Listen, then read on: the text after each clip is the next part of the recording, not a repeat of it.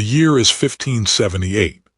The Louvre, a gilded cage of whispers and deceit, houses Queen Marguerite de Valois, a woman as radiant as the jewels she wears, yet as lonely as a star in the vast night sky.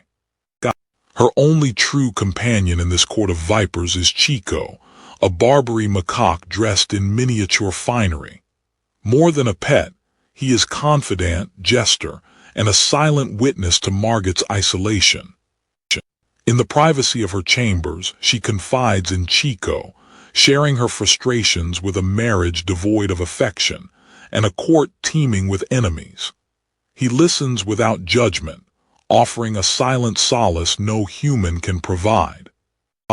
Meanwhile, in the heart of the Louvre, King Henry III, a man more comfortable in silks and jewels than in armor, grapples with the ever-present threat of rebellion.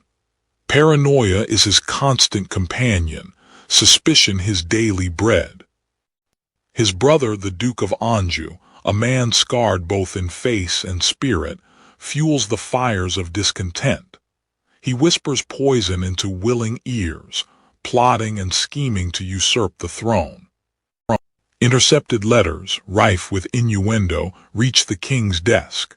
Whispers of scandalous liaisons and treasonous plots fill the halls of the Louvre. The court is a tinderbox, waiting for a spark. Queen Margot, seemingly unfazed by the growing storm, continues her daily routines, her loyalty to the crown and marriage now in question. Her walks in the garden, her affection for Chico, become fuel for gossip and speculation. The Duke of Anjou, a master manipulator, fans the flames, weaving a web of lies and half-truths to undermine the Queen's reputation and advance his own ambitions. Even Chico, in his innocent mischief, becomes a pawn in this dangerous game. His antics are interpreted as signs, omens, whispers of a scandal far more bizarre than anyone could imagine. The king, torn between love and doubt, confronts his wife. The air is thick with unspoken accusations, the seeds of distrust sown deep within their strained relationship. Margot, ever the astute player, deflects the accusations with grace and wit, masking her true emotions behind a veil of regal composure. Is she innocent, or simply a master of deception? As the seeds of scandal take root, the Duke of Anjou watches with satisfaction, knowing that the affair of Margot and her monkey may be the key to unlocking the throne of France. The court holds its breath, unsure of what horrors are to come. The whispers started subtly, like the rustle of silk in the corridors. A raised eyebrow here, a snide remark there, all directed at the Queen and her unusual companion. The Louvre, usually a haven of calculated smiles, now buzzed with scandalous speculation. The Duke of Anjou, ever watchful, ever ambitious, saw the opportunity. A few carefully placed words, a knowing glance, and the rumors began to take on a life of their own. He saw Margot's perceived indiscretion as a tool, a wedge to drive between her and the king. The object of so much speculation remained blissfully unaware. Chico, the small Barbary macaque, continued his days as usual, unaware of the storm gathering around his mistress. The rumors reached the king's ears, twisted and amplified by the time they arrived. Henry, already insecure and paranoid, struggled to discern truth from malicious fabrication. Doubt, like poison, seeped into his mind. Margot, though seemingly unconcerned, was not oblivious. She sensed the shift in atmosphere, the subtle changes in the way people addressed her. She knew the wolves were circling. Anjou, while publicly expressing concern, continued to subtly fuel the flames. He understood that chaos and instability were fertile ground for ambition. Henry, torn between his affection for Margot and the weight of his crown, became increasingly withdrawn. The stability of the kingdom, already precarious, rested on a knife's edge. The court, a viper's nest of intrigue, reveled in the scandal. Alliances shifted, enemies became allies, and the stakes rose higher with each passing day. Every word, every gesture was scrutinized and interpreted through the lens of suspicion. Margaret remained outwardly composed, a queen in the face of adversity. But behind the regal facade, a storm was brewing within her as well. The innocent party, the unwitting catalyst, continued to play his part, a small, furry pawn in a much larger game. The king, isolated and vulnerable, wrestled with his doubts. The whispers had become a roar, threatening to consume him and his kingdom.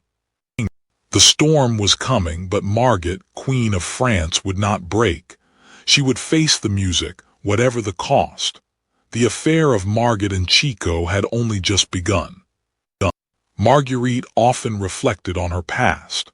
The forced marriage, the constant surveillance, the political machinations that surrounded her every move. It was a gilded cage indeed. She yearned for genuine connection, for someone to understand the burden of her crown and the loneliness of her position. Chico, in his innocent simplicity, offered a solace that the courtiers, with their veiled words and ulterior motives, could not. He was a creature of pure affection, a furry confidant who listened without judgment and offered comfort with a gentle touch. Marguerite confided in Chico her frustrations with Henry, his erratic behavior and disinterest in her. She spoke of the Duke of Anjou's insidious plotting and the ever-present threat of religious conflict that hung heavy over the court. Chico, in turn, would chatter and nuzzle her, offering a strange, comforting presence. Meanwhile, the whispers intensified. The Duke of Anjou, ever the opportunist, fueled the flames of gossip, seeing in the Queen's unconventional affection for Chico a chance to undermine her, and by extension the King. "Did you see the way she gazes at that beast?" he'd hiss. "It's unnatural, I tell you, unnatural. They say she treats it more like a lover than a pet," one courtier whispered to another, fanning herself with a lace handkerchief. "Imagine the Queen of France doting on a monkey. It's simply unheard of." The rumors reached Henry's ears, of course. At first, he dismissed them as idle gossip, the petty jealousies of a court obsessed with scandal. But the persistence of the whispers began to gnaw at him, planting seeds of doubt in his mind. Marguerite, aware of the growing storm, refused to alter her behavior. Chico was her companion, her solace in a world of vipers. She would not surrender that small comfort to appease the gossips and schemers of the court. The Duke of Anjou's motivations were far more complex than mere spite. He saw in the scandal an opportunity to destabilize the king's reign, to strengthen his own position, and perhaps even to reignite the religious wars that had plagued France for so long. The letter contained lies intended to cause further scandal. A poem, purportedly written by the Queen to her beloved Chico, circulated through the court. Its verses were suggestive, hinting at a depth of affection that transcended the boundaries of human and animal. The poem was, of course, a forgery, crafted by the Duke's agents to further tarnish Margaret's reputation. "Marguerite," Henry said, his voice laced with pain, "these rumors, this poem, tell me they are not true. Tell me this court hasn't completely poisoned your mind as well." Marguerite met his gaze, her own eyes flashing with defiance. "And if they were true, Henry, would it truly surprise you that I find more solace in the company of a loyal creature than in this cesspool of deceit you call a court?" Chico, sensing the tension, fixed his gaze on Henry, his small, intelligent eyes conveying a silent challenge. The scandal, it seemed, had only just begun. A tempest brewed within Henry, a conflict between brotherly affection and the sting of gossip that threatened to poison the court. Unaware of the storm gathering, Margaret penned a letter to her sister, her words carefully chosen, masking the loneliness that gnawed at her heart. The fragile peace shattered as Henry, unable to contain himself any longer, confronted his wife, the weight of the rumors pressing down on him. Her composure unwavering, Margaret met his gaze, sensing the accusation in his eyes, the unspoken questions hanging heavy in the air. "They whisper, Margaret," Henry spat, the word laced with venom, "that your affections lie elsewhere, that your companion Chico holds a place no animal should." A wave of outrage washed over Margaret. The audacity of the rumors, the blatant disregard for her dignity, fueled her anger. Unseen, unheard, Chico observed the drama unfolding, his sharp eyes missing nothing, his small body tense with apprehension. Doubt gnawed at Henry. Could he truly believe such vile accusations against his sister? He searches her eyes looking for some sign of the truth. "Henry, how can you even entertain such slander? Have I ever given you reason to doubt my loyalty?" she implored, her voice laced with hurt. Henry turned away, his heart a battleground of doubt and suspicion. The stability of his reign hung precariously in the balance, threatened by whispers and lies. Unbeknownst to them, Francois, Duke of Anjou, watched from the shadows, his ambition fueled by the discord he had carefully orchestrated. As darkness descended, Margaret knew that she would have to fight for her reputation, for her freedom, against the insidious forces that sought to destroy her. Marguerite, ever the strategist, penned letters to allies, carefully crafting each word to navigate the treacherous currents of the court. The weight of her position, the constant scrutiny, pressed heavily upon her. Unbeknownst to the queen, Chico, her ever-present companion, watched with his usual bright-eyed curiosity. He was drawn to the scratching sound of the quill, the movement of her hand, a silent observer of her private world. Meanwhile, the Duke of Anjou, fueled by ambition and suspicion, plotted in the shadows. He had been observing Margaret's movements, certain that she was involved in some clandestine activity that he could exploit. Marguerite finished her correspondence, carefully sealing each letter with her personal signet. These letters contained sensitive information, vital for maintaining her position and protecting her allies. In a moment of mischief, Chico, drawn to the scent of the wax and the glint of the signet, seized one of the letters and darted away, a tiny bandit with a prize. Marguerite, startled, gave chase, her amusement quickly turning to concern. She knew the contents of those letters were not meant for prying eyes. Chico, reveling in the game, scampered through the labyrinthine corridors of the Louvre, a furry whirlwind evading capture. Fate, or rather the Duke of Anjou, intervened. Francois, witnessing the chase, saw an opportunity and deftly intercepted Chico, snatching the letter from his grasp. Marguerite confronted Anjou, demanding the letter's return. The air crackled with tension, the stakes far higher than a mere game of chase. Anjou, with a cruel smile, refused. The letter was his leverage, a potential weapon to use against the queen and perhaps against his own brother, the king. The commotion drew the attention of King Henry. He arrived to find his brother and wife locked in a silent battle of wills, the stolen letter a pawn in their power games. The stage was set for a confrontation. Henry, caught between the machinations of his wife and brother, demanded to know the letter's secrets, unaware of the chaos that Chico's mischief had unleashed. The accusations hung in the air like a shroud. Queen Margaret, stripped bare before the judgmental eyes of the court, prepared to defend herself against the whispers that threatened to consume her. Henry, torn between loyalty and doubt, watched his queen with a heavy heart. The weight of the crown pressed down on him, forcing him to confront the scandal that threatened to topple his reign. Anjou, the architect of this charade, reveled in the chaos. His ambition knew no bounds, and he would gladly sacrifice anyone, even his own family, to seize power. Chico, sensing the tension, clung to Margit, a silent witness to the perfidy of the court. His innocent presence only amplified the absurdity of the accusations. "I stand accused of a crime against nature, a betrayal of my station," Margit declared, her voice ringing with righteous anger. "But I say to you, the true crime lies in the hypocrisy and deceit that fester within these very walls."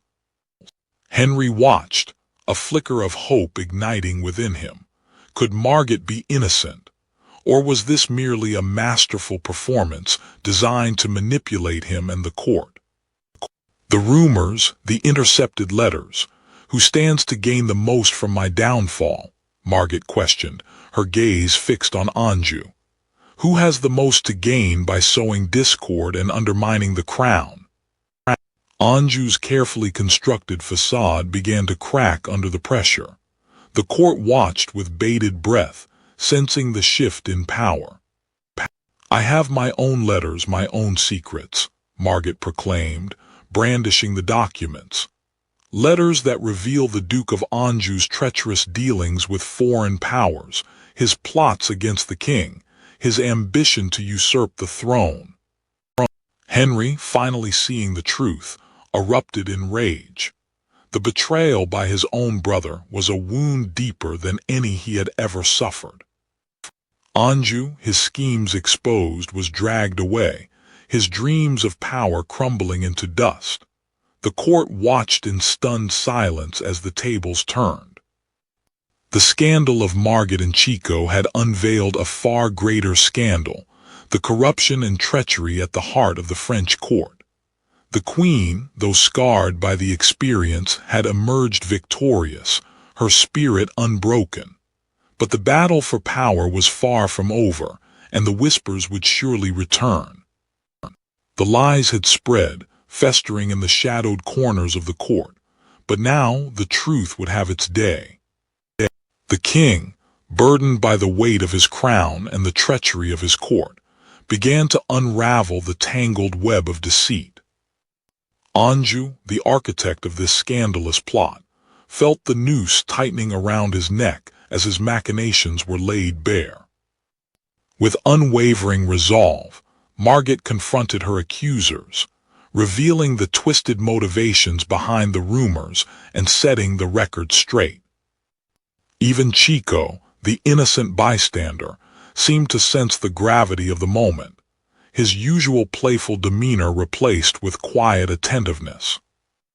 The king, torn between familial loyalty and the demands of justice, delivered a verdict that would reverberate through the court. Anjou, stripped of his power and influence, was cast out into the wilderness, his ambition thwarted, his reputation tarnished. Margit, though vindicated, bore the scars of the scandal, the experience leaving her more wary and disillusioned than before. The king, forever changed by the events, recognized the fragility of his reign and the constant threat of betrayal lurking within his own court. In the quiet solitude of her garden, Margit found a measure of peace, her bond with Chico a reminder of the simple joys that could still be found amidst the chaos of court life. But Anjou, consumed by bitterness and ambition, vowed revenge, his exile only fueling his determination to undermine the king and reclaim his lost power. The scandal had passed, but the court would never be the same. The king and queen, forever marked by the events, stood together, facing an uncertain future, bound by duty perhaps, but also by a shared understanding of the treacherous world they inhabited. The dust settled, but the air in the Louvre remained thick with unspoken words. The scandal, though addressed, had irrevocably altered the landscape of the court. King Henry, shaken by the events, found his authority tested. Alliances shifted like sand, and he was forced to reevaluate the loyalty of those closest to him. Anjou, though his schemes were revealed, was far from defeated. He retreated into the shadows, biding his time, plotting his next move with a chilling patience. Margit, though somewhat vindicated, remained a figure of suspicion. The court's gaze, once admiring, now held a mixture of curiosity and judgment. Chico, oblivious to the scandal he unwittingly ignited, remained Margit's steadfast companion, a small comfort in a world of deceit. Henry, burdened by the weight of the crown and the fragility of his court, sought to restore order and quell the simmering religious tensions. Anjou, ever opportunistic, attempted to exploit the religious divisions, forging alliances with the Huguenots to advance his own ambitions. Margit, undeterred by the scandal, continued to cultivate her intellectual pursuits, surrounding herself with artists and thinkers, a beacon of enlightenment in a darkened court. Henry sought solace in his faith, grappling with the moral complexities of his reign and the weight of his responsibilities. Anjou, his ambitions thwarted within the court, left to pursue his own destiny, a storm brewing in his wake. Margit, forever marked by the scandal, remained a symbol of resilience and defiance, a woman who dared to challenge the rigid norms of her time. The affair of Margit and Chico faded into legend, a reminder of the hypocrisy, intrigue, and moral ambiguities that plagued the court of Valois, a world where appearances often masked deeper, darker truths.